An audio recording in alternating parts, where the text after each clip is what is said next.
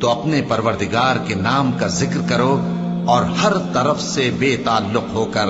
اسی کی طرف متوجہ ہو جاؤ۔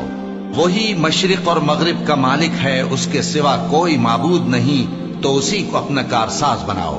اور جو دل آزار باتیں یہ لوگ کہتے ہیں ان کو سہتے رہو اور خوبصورتی سے ان سے کنارہ کش رہو، اور مجھے ان جھٹلانے والوں سے جو دولت مند ہیں سمجھ لینے دو، اور ان کو تھوڑی سی مہلت دے دو۔ کچھ شک نہیں کہ ہمارے پاس بیڑیاں ہیں اور بڑی زبردست آگ ہے، اور گلے میں اٹکنے والا کھانا ہے،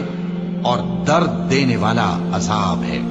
جس دن زمین اور پہاڑ کانپنے لگیں اور پہاڑ ایسے بھربھرے ہو جائیں گے جیسے ریت کے ٹیلے، اے اہل مکہ، جس طرح ہم نے فرعون کے پاس موسیٰ کو پیغمبر بنا کر بھیجا تھا، اسی طرح تمہارے پاس بھی محمد صلی اللہ علیہ وآلہ وسلم ایک رسول بھیجی ہیں جو تمہارے مقابلے میں